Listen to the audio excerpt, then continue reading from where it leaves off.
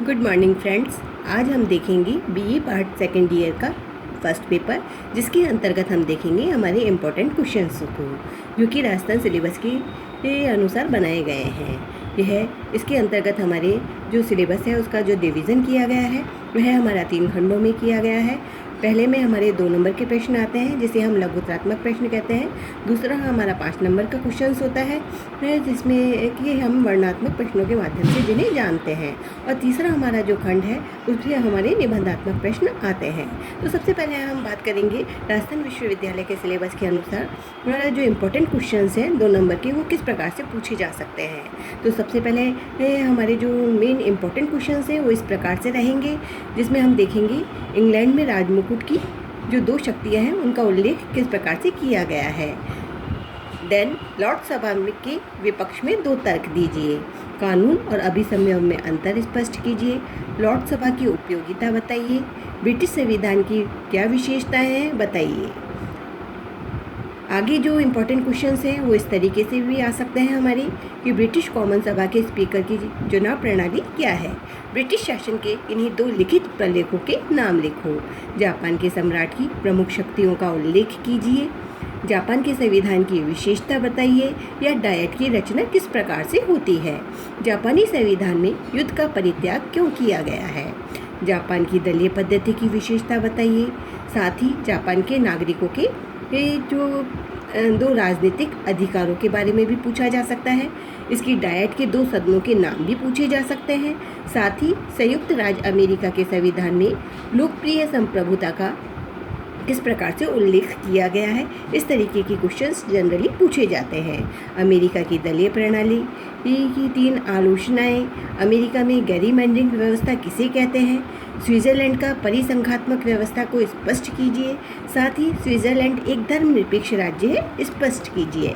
ऐसे अनेक क्वेश्चंस हैं जो कि जनरली पूछे जा सकते हैं। साथ ही ये स्विट्जरलैंड का जो संविधान है उसमें संशोधन किए जाने वाले ये प्रक्रिया को भी पूछा जा सकता है। बहुल कार्यपालिका से आप क्या समझते हैं। चीन में दलीय व्यवस्था कैसी है। चीन में केंद्रीय सैनिक आयोग की व्यवस्था को समझाइए।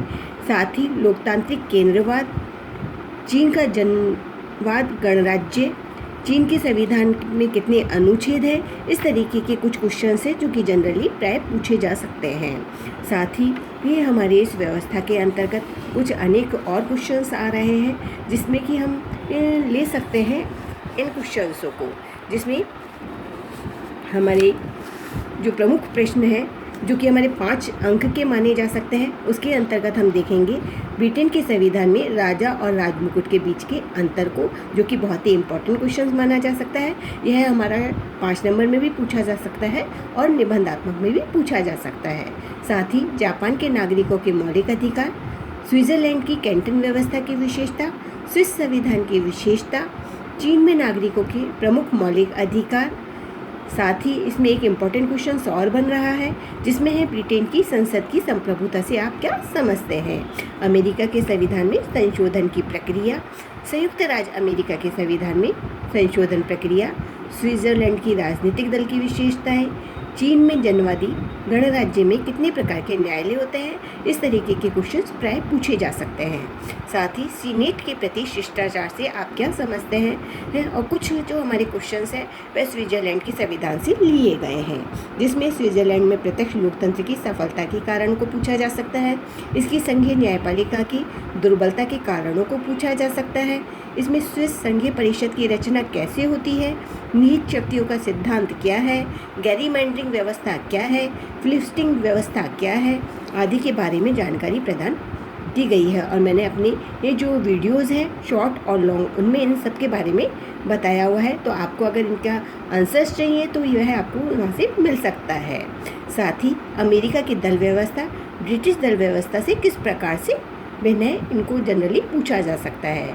साथ ही स्विट्जरलैंड के संविधान की क्या विशेषता है, विधि के शासन से क्या अभिप्राय है आदि जो क्वेश्चंस हैं वे इस प्रकार से हमारी इस व्यवस्था के अंतर्गत पूछे गए हैं। अमेरिका में सीनेट के शक्तिशाली जो सदन है उनके नाम बताइए, इस तरीके से भी पूछा जा सकता है। सम्राट जो है जापान का, उसकी कार्यपालिका की क्या शक्तियाँ हैं, सम्राट के पद में के क्या औचित्य हैं आदि के बारे में भी जानकारी प्रदान की जा सकती है।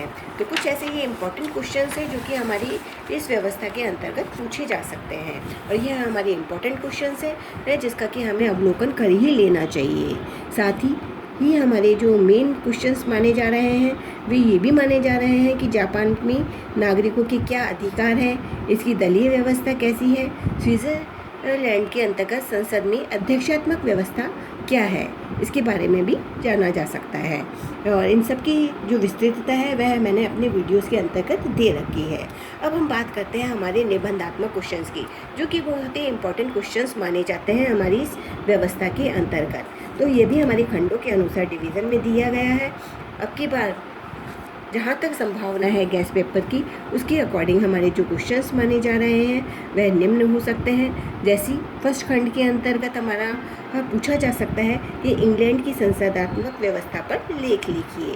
साथ ही ब्रिटिश संविधान में राजमुकुट से आप क्या समझते हैं, राजा और राजमुकुट में क्या अंतर है, स्पष्ट कीजिए या राजमुकुट की शक्तियों की विवेचना कीजिए। एक इम्पोर्टेंट क्वेश्चन और बन रहा है कि ब्रिटिश संविधान में अभिसमय की व्याख्या कीजिए, इनका पालन क्यों किया जाता है बताइए।